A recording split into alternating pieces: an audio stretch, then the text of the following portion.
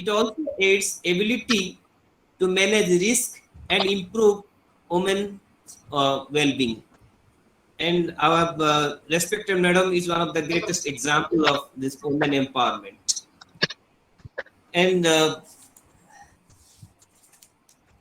in relation to Dr. Sandharani Das, Dr. Sandharani Das she, she was a reader in economics from university and got retired a few days, at least 2 days back. And having a strong academic background, she has in her record an excellent career in teaching profession for more than 28 years. She has authored 3 books, more than 40 research papers in leading journals of national and international repute, and 25 chapters in edited books on different aspects of economics, commerce, and management. 8 research scholars have earned a PhD degree,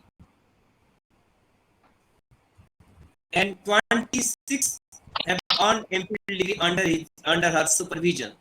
Few more are pursuing their PhD degree under her guidance. She has participated in 25 international and 100 national conferences. She is presently Joint Secretary of Indian Economic Association, the highest professional body of economists in India, and life member of International Institute of Development Studies, the Indian Society for Ecological Economics, and the Odisha Economy Association. She is the Secretary of South Odisha Economy Association and actively working for the development of South Odisha.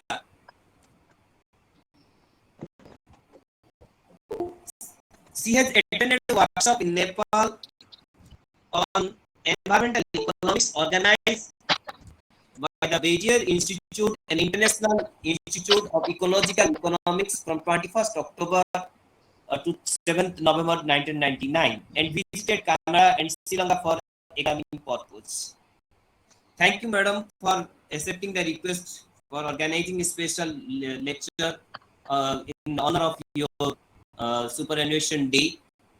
And we are so much happy to have a such academic resource persons or academic stalwart like Dr. Devesh Bhomik to deliver a special lecture in honor of our respected Dr. Sandharani Das madam. Dr. Devesh Bhomik, he has completed his PhD on the Fiji of India-led Asian Economic Bloc from Rabindra Bharati University, Kolkata. He has written 10 books and edited 4 books, in which 2 books as co-author. And recently, we have also witnessed one book has already published through Sandilya publication. He has published more than 200 articles in national and international journal and edited books. He is a life member of Indian Economic Association, Bengal Economic Association, Economic Association of Bihar, Uttar Pradesh, Uttarakhand Economic Association, and Econometric and the Indian Econometric Society. He was an ex-associated editor of Antravikshan, the Journal of Bengal Economic Association. And we are so much happy, sir, for accepting this amount of time. And now this this is time to you for your deliberation. Thank you, sir, for accepting us, and it's over to you, sir. Thank you.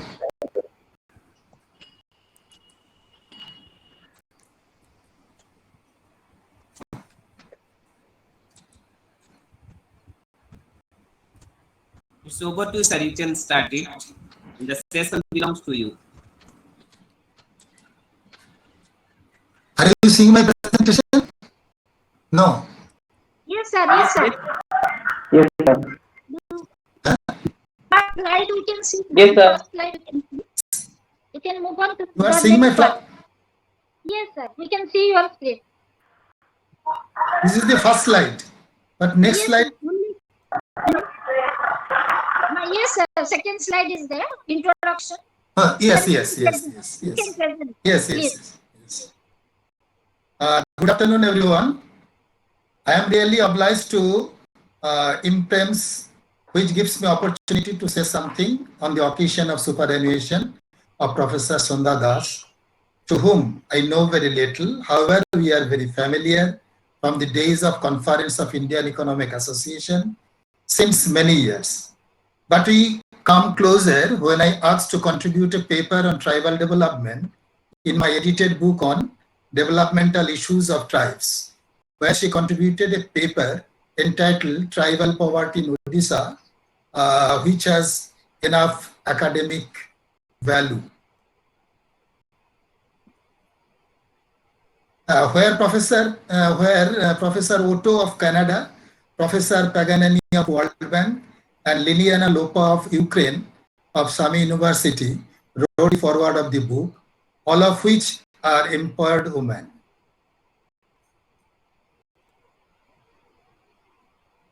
Later, she attended a seminar and presented a paper on gender gap in Odisha in Rabindra Bharati University, Kolkata in March 2018, where we had scope to discuss on human development.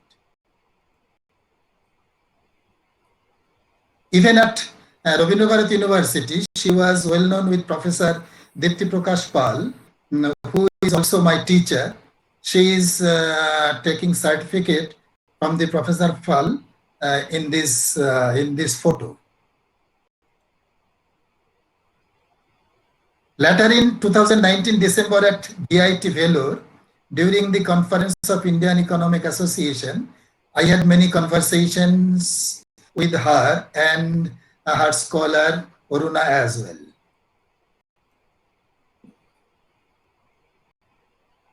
I got another opportunity to write a paper titled Sustainability and Cycles of Global Methane Emission in her edited volume, Sustainable Business Environment. It is a good book consisting of 24 research articles. There is no question about her outstanding academic career. Under her supervision, 8 scholars got PhD, 26 got MPhil. She wrote more than 40 research papers, attended more than 100 national conferences and 25 international conferences. Her contributions in Indian economic associations are undoubtedly numerous.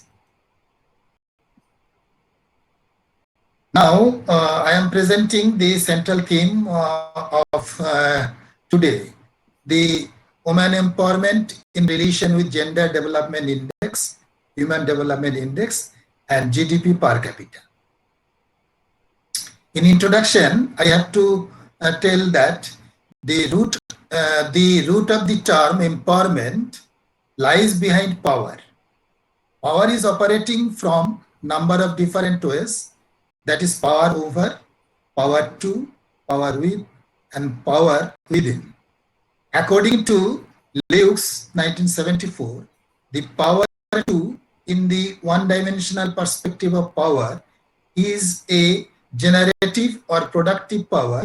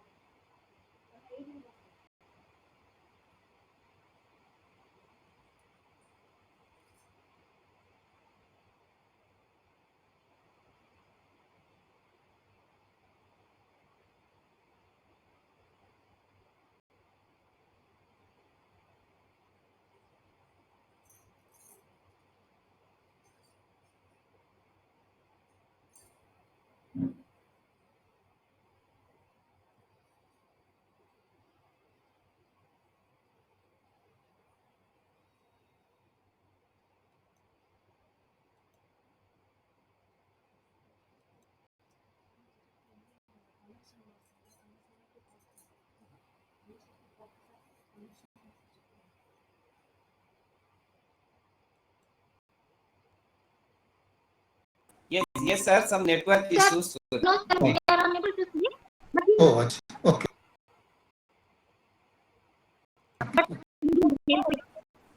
You can continue, sir. Until the PPT will be visible. You can continue. How can I continue without slide? Okay, sir. Okay, we are trying. Now it is visible, sir. Yes, sir. Now Yes, you. yes, now yes. it is Yes.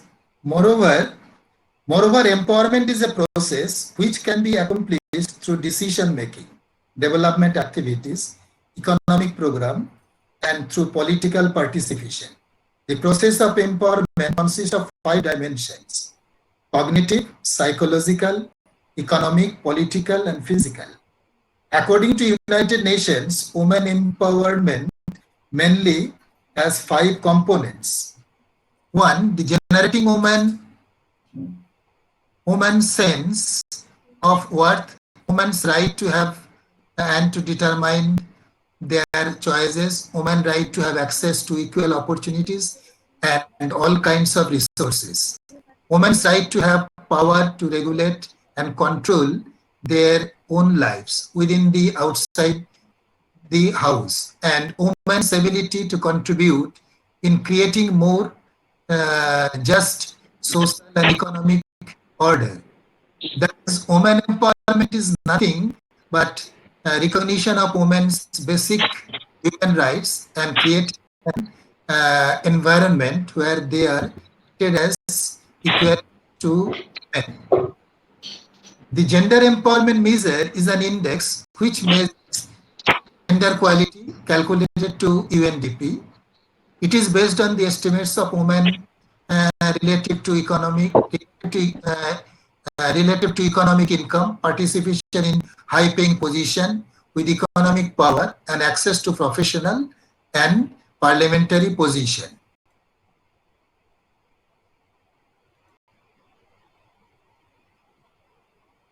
Generally, the higher the ISDI, the higher is the GDI, and vice versa, which stipulates the value of gender empowerment measure index. All these imply the additions in GDP and GDP per capita. The paper is basically searched out this phenomenon empirically. The literature review. Bordon and Klassen critically examined GDI and GEM. Dixon's calculated a new measure which is the standard index of gender equality to avoid the methodological limitations of GDI. Again, Ministry of Women and Child Development,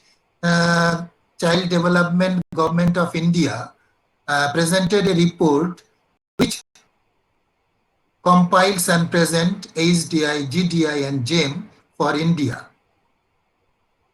Branisa, Tyson, and Ziegler constructed the social institutions and gender index and 5 sub indices, that is family code, civil liberties, physical integrity, son preference and ownership rights, using data of the variables of the OECD.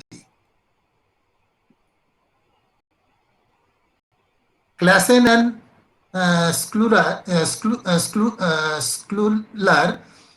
proposed that GEM should be improved through changes in the measurement of earned income.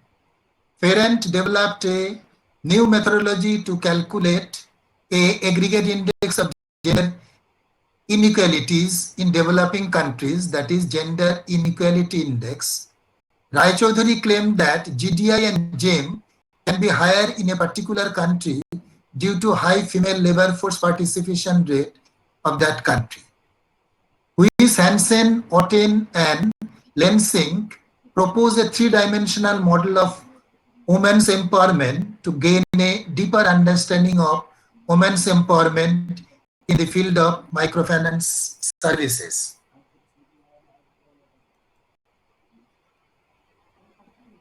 In methodology, I have collected data that is panel data during 1990 to 2015 for 12 cross sections, which are Finland, USA, UK, Switzerland, Sweden, Russia, Norway, Netherlands, Japan, Germany, France, and China, which are obtained from UNDP on HDI, GDI, and GDP per capita. And the GDP per capita have been taken from the World Bank. Applied, I have applied Hausmann test 1978 of the random effect model, Fisher-Johansen 1932 and 1991 panel co-integration test using state statistics and Max-Usen statistics at 5% level of significance. Also, I applied World test 1943 for causality and panel vector error correction model of Johansen 1988 and 1991. I have got some results and observation, that is the fixed effect panel least square estimates between gender development index and gross development product per capita among 12 developed countries during 1990 to 2015 states that 1% increase in the GDI per year led to 0.1143% increase in the GDP per capita per year, which is significant at 5% level. This is the regression equation, where R square is equal to 0.087, F is equal to significant, DW is equal to low, since there is serial correlation. Where X1 is the gender development index and X2 is the GDP per capita. Where chi square 2 is equal to 4.082, whose probability is equal to 0.04, that is 4% for Hausmann test, which is rejected at 5% level for random effect model. Again, 1% increase in GDP per year led to 0.091% per year increase in Human Development Index per year in 12 developed countries during 1990 to 2015 in fixed effect panel regression model, where log of X2 is equal to 0.21751 plus 0.01917 log of X1, where both the coefficients are significant at 5% level, whose R square equal to 0.52 and F is significant, DW is low due to serial correlation, which are significant at 5% level. Chi square is significant at 1% level, where Hausmann test effect for random model is rejected at 5% level. After verifying the Hausmann test, the random effect panel regression among GDI, GDP per capita, and HD per capita of 12 developed countries of the globe during 1991 to 2015 confirmed that 1% change in GDI and HDI per year led to 0.00479% decrease in the and 18.05% increase in GDI per capita, where former is significant and latter is insignificant and latter is significant. But this insignificant is very poor. Means 0.0004% per year. So this is negligible. Next. Now the panel co-integration between GDI, HDI and GDP per capita during 1990 to 2015 through Fisher and and Johansen statistics of statistics and Maxwellian statistics, we find that these are the statistics: 67.76, 30.71, 17.91, where probability is first one is 0.00, second one 0.16, and third one is 0.80. And in case of Fisher statistics, the Maxwellian statistics is significant for first one, second is insignificant, third one is insignificant. Next. Now, this 3-year VUCM, that is vector error correction regression model, where we find that in equation 1, the change of log x1t is related with both GDP per capita, ASDI, and gender development index in two different periods, period 1 and period 2, where we find that most of the coefficients are statistically insignificant, but their signs are significant in the sense that their relationship is significant. And in the first equation, the error correction term is minus and significant, which means the equation is tends to equilibrium, where the relation between GDI and ASDI and GDP per capita is significant. Hello? Hello, any problem?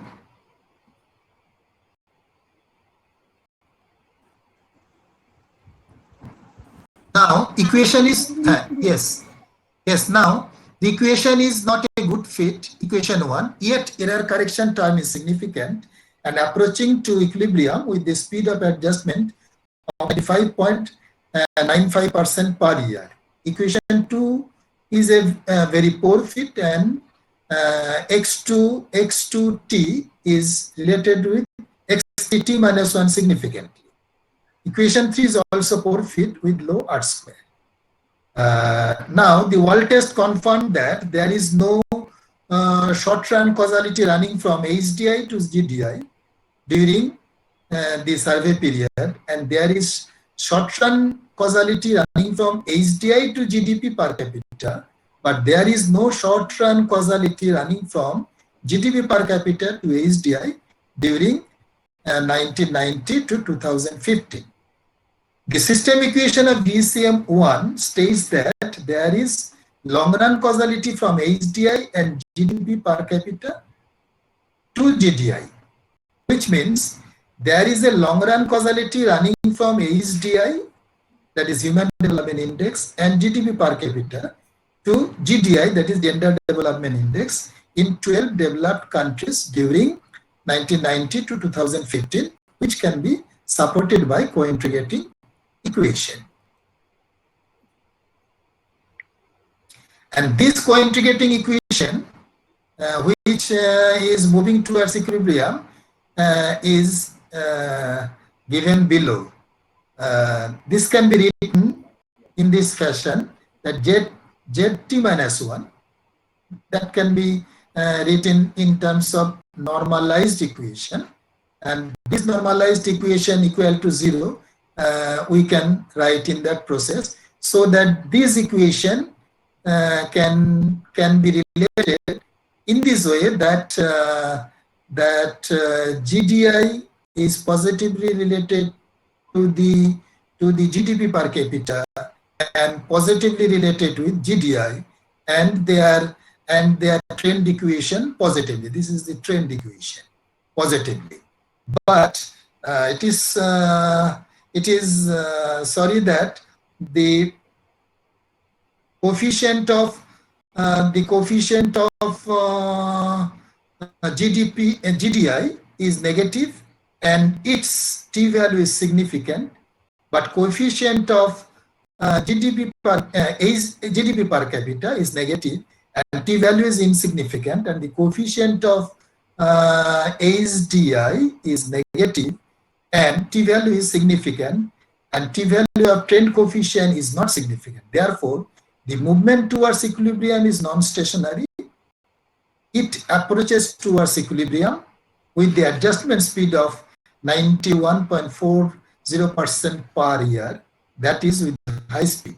There are positive long-run causality of GDI from HDI and GDP per capita. Even the trend values are positive in the long run.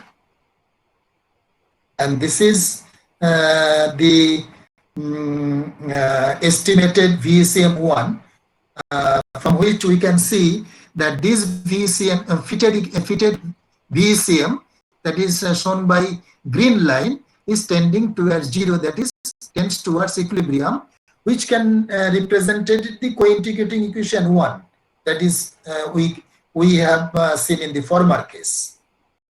Now we can see that VECM is stable but non-stationary, because there are two unit roots, this one and this one, and all roots lie inside the unit circle. All the roots all lies inside the unit circle or on the unit circle, so that this is stable. And since there are two one unit roots, so the process is non-stationary, so that the co-integrating equation do not touch the 0 point, that is on the equilibrium line. And next we can say that this VECM contains autocorrelation problem, that is there may be seasonal variation, and this show you that these vertical lines varies from positive to negative values, so that which can proves that these contains autocorrelation problems. In this paper, there is limitations also. If the gender empowerment measure index, gender gap index, and standardized index of gender equality would be available in time series data, then econometric results for women empowerment with development nexus might be better, because we can have the relation between GEM and GDI, or GEM with HDI, or GEM with GDP per capita successively during the period. So in conclusion, we can say that 1% increase in GDI per year led to 0.1140% increase in GDP per capita and 0.019% increase in HDI per year significantly during 1990 to 2015, which were found by fixed effect panel regression model. Fisher-Johansson panel co-integration confirms that there is one co-integrating equation among GDP per capita, HDI and GDI. The co-integrating equation tends to equilibrium, which indicates that there is long-run association among them. So there is long-run causality running from HDI and GDP per capita to GDI. The speed of adjustment is 95.25% per year, which is significant. Wall test verified that there is no short-run causality running from HDI and GDP per capita to GDI and vice versa, but there is short-run causality running from HDI to GDP per capita. Overall, the VECM is stable, non-stationary, non-normal, and serially correlated. Now, we can discuss a critical issue. GDI, generally, HDI and GDI rank may not represent GEM rank because high income countries leads to high GDI, not always true, but middle income countries and lower income countries may acquire high GDI and therefore high GEM values. India's HDI rank is low, but GDI and GEM rank achieved higher ranks. Sweden could not achieve second rank in GDI and HDI, but in GEM it stood second rank. Cuba, Vietnam, Kenya have low HDI but high GDI and GEM. Japan HDI and GDI rank are higher with respect to GEM, since women in Japan have less political and economical occupancy.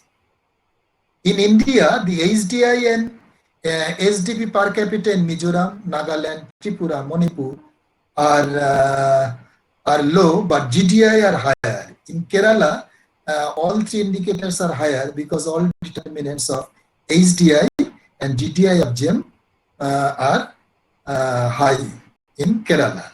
You can see the indicators of Norway, Sweden, Japan, India. In case of GEM, their ranks, their GDI values, and their ranks, their HDI values and rank. So, thank you for your patient sharing. Thank you, sir. Is there any question about Bhomik sir's presentation? Anybody can ask it. I can also add one interesting point. You will find in the UNDP say 2004. Assume 2004. Do you hear me? Yes, sir. Audible. Acha. Hello. Assume 2004 HDI report in UNDP. In this report, we find the value of HDI of Sweden 0.951, rank 5th. Value of GDI 0.949, rank 5th, and value of GEM 0.883, rank 2nd. In case of Denmark, the value of HDI equal to 0.85